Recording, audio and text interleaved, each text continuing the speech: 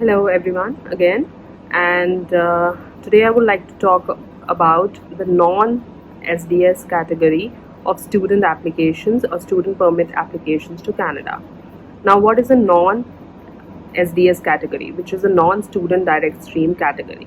So, any student who does not get an IELTS score of overall 6 and minimum 6 in each module of IELTS is eligible to apply for a student permit to Canada, but under a non-SDS category.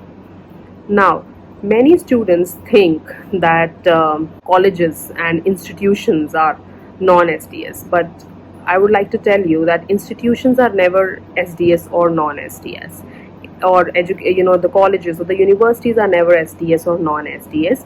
It is the process of the Canadian High Commission which can be SDS or non-SDS, and a student's eligibility under either of this streams is based just on the IELTS result or the kind of English proficiency test that you are appearing for. So many countries accept PT as which is Pearson Test of English, as an important English proficiency test in assessing applications. However, Canada has till now accepted only IELTS for the SDS category. For the non-SDS category, also they have accepted IELTS, but those students who have achieved say a 5.5 in any one module of IELTS will automatically go into the non-SDS category. So with non-SDS category, any student who is done IELTS with overall 5.5 or 6 and minimum 5.5 or lesser will automatically go into the non-SDS category. A student with even 5 bands would go into the non-SDS category. Please note that different countries, different international destinations outside Canada from where the students apply, they have a different requirement or different requirement for IELTS, and some institutions may accept you from Bangladesh at 5.5 because that may be their requirement. Somebody may accept you from China at a 5.5 because the English level is like that. But for India, they specifically divide SDS and non-SDS basis the IELTS score. So first we are going to talk about IELTS, and then PT, and then any other English proficiency test that you may appear for. So International English Language Testing System, IELTS, there are two forms of IELTS exam. One is IELTS Academic and IELTS General. IELTS Academic is for every student who is willing to apply for a study permit. IELTS General is for other category of applications like work permit or permanent residency. So since we are talking about student permits, we are going to talk only about IELTS Academic, and that is the only exam each one of you should look at preparing and giving if you are willing to apply for a student permit. So IELTS, as you have given IELTS and you have say achieved an overall 6 and minimum 5.5 bands, or you've achieved an overall 5.5 and minimum 5.5 bands, you would be falling under the non-SDS category. Personally, I recommend that you have at least an overall 6 or 6.5 and a minimum of 5.5 in one or two modules, and you will be good to file under non-SDS category as well. Second, if you give a Pearson Test of English, PTE, you will be able to find a PTE to IELTS score conversion table online, and you can know that what score of PTE that you have achieved is equivalent to the IELTS score. Maybe in the upcoming videos I should be able to show you that as well. Now if you give a PTE also, since you've not given IELTS and you've given PTE and achieved a good score, say an equivalent of 6 or 6.5 on IELTS, you will still be falling under the non-SDS category even if you have equivalent of 6 in each module of PTE.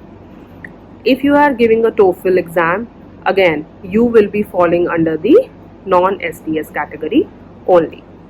So PTE or IELTS or TOEFL, PTE or TOEFL is definitely non-SDS, and when you talk about IELTS, if you do not score a 6 on each module, you are again falling under the non-SDS category. So this is the eligibility requirement basis English proficiency test under the non-SDS category.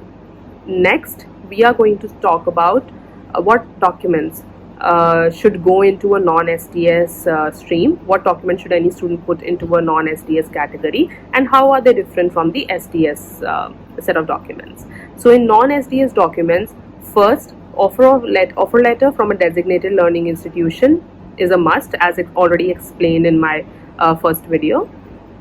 Second is your IELTS scorecard or PT or TOEFL score. If you are not from an English speaking country, an English proficiency test should be submitted. It helps make your file stronger. I would not recommend anybody to file their student permit to Canada without an English proficiency test. So please appear for one of the English proficiency tests before you submit a file to the Canadian High Commission. The third thing that we would need from you is your medical. Now, the fourth thing that we will need from you is your tuition fee payment receipt. Now, many students would like, under non-SDS category, like to pay 6 months of tuition fee payment, because that reserves their seat with the institution that they have applied to, which is absolutely correct. A half-yearly payment can be done under the non-STS category. We do recommend 1 year fee payment, because this shows more financial stability, and also the student does not have to think about making fee payments over the 1 year of study till the time he gets all stable to live in a new country.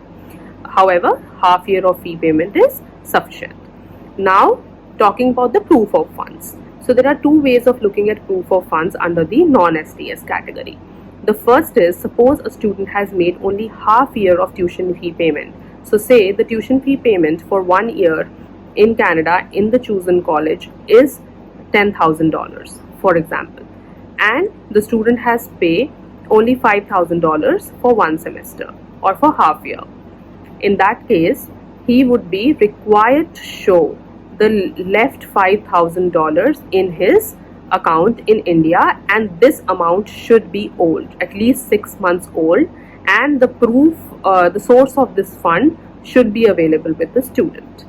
What are the other sources of funds that you should show if you're filing under non-STS stream?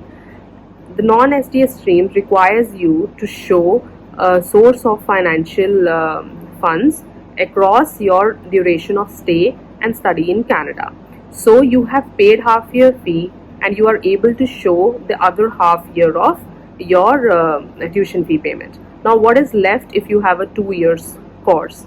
You are left with 1 year of fee payment, and you are also to show at least 1 year of living expenses. So in case of SDS, living expenses are shown in the form of guaranteed investment certificate. However, in non-SDS category, GIC is not mandatory. Guaranteed investment certificate is not mandatory. However, an amount equivalent to 10,000 Canadian dollars should be shown in your bank account as old funds, so liquid old funds, at least 6 months old funds. Now, the second year tuition fee. The second year tuition fees is approximately, say, another $10,000 for this student whose example we have taken, which is, so you are required to show 10,000 plus 10,000 of the second year tuition fee, 10,000 of the source of funds or living expenses, and $5,000 of the second semester of the first year tuition fee. So if you have to literally show 25,000 Canadian dollars, which is equivalent to approximately 12 to 13 lakhs of Indian rupees additional to the first semester tuition fees that you have made. Now, for many of our students, it's very difficult to show 10 to 12 lakhs of old, 6 months to 7 months old funds. So what do we recommend these students to do? That you can pay 1 year of tuition fees just like SDS. You can also pay 1 year of living expenses, like in the form of GIC, just like SDS. And if you do these two things, all you need to show is few more sources of fund to cover your second year fees, which is not more than $10,000 to $12,000. So if you are able to show your 1 year tuition fee, or able to pay 1 year tuition fee, and you are able to show 1 year of living expenses, or able to pay 1 year of living expenses, and you're also able to support funds for paying your second year tuition fees, you are good to go under non-SDS stream. So non-SDS stream is really all about showing your funds. How The stronger your funds are, the stronger is the probability of getting a positive outcome on non-SDS. Now, financial stability is just not showcased by showing liquid funds only. Financial stability is also showcased by showing your income tax returns. Means what is your income, gross income across the year, and how much taxes you have paid in the last 2 to 3 financial years. So it is a must for every student to understand that when they are filing under the non-SDS category, they should look at showing funds covering 2 years of their fees and at least 1 year of their living expenses. So in my suggestion, go in a format similar to SDS, pay your 1 year fees, pay your 1 year GIC, and then showing about 5 to 7 lakhs of old funds would be sufficient, considering you are also showing income tax returns statements of your personally and of your sponsor. Now, who is the sponsor here? Since you are a student and you will be going for studying over there, there will be somebody back in your home country who is required to sponsor you for across your stay and study in Canada. It could be your father, mother, brother, or any relative who can with whom you can show a relationship proof, and who has a good financial stability and is capable of taking care of you and your expenses while you are in Canada, so that you do not become a burden to the government of Canada.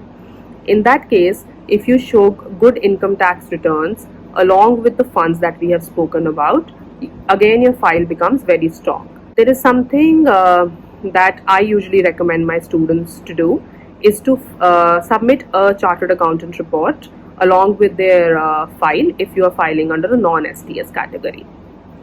What is a chartered accountant report?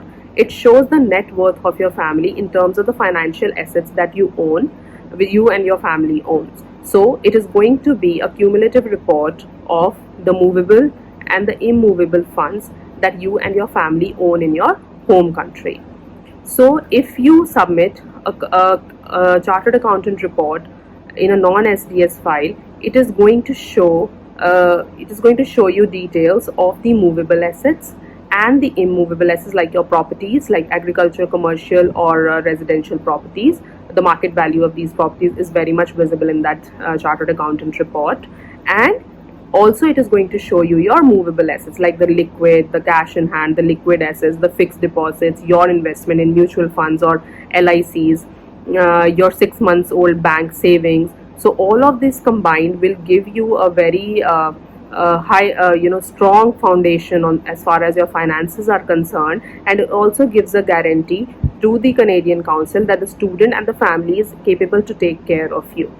So as far as non-SDS category is concerned, since funds form a very important factor of this category, you need to submit you should be submitting a chartered accountant report as proof of funds along with your LOA, your tuition fee payment, your medical, and any English proficiency test score.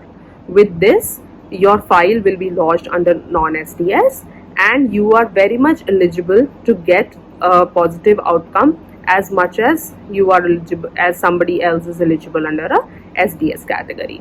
Having said that, the government fees for lodging a non-SDS or the SDS file is the same, which is $150 Canadian dollars for your application and $85 for your biometrics. So a total of $235 is charged whether you file your case under SDS or a non-SDS category. So there are many more aspects to understanding the different ways how a non-SDS file is actually lodged, but each of this is subjective as per the students and his or her family's profile. So when you have more questions or you have doubts regarding your student permit filing or any kind of filing that you do in Canada, I recommend you to go to www.cic.gc.ca, which is the official website of Government of Canada, and it gives you latest updates regarding everything you need or to understand related to the regulations considering your the type of application that you are looking to lodge.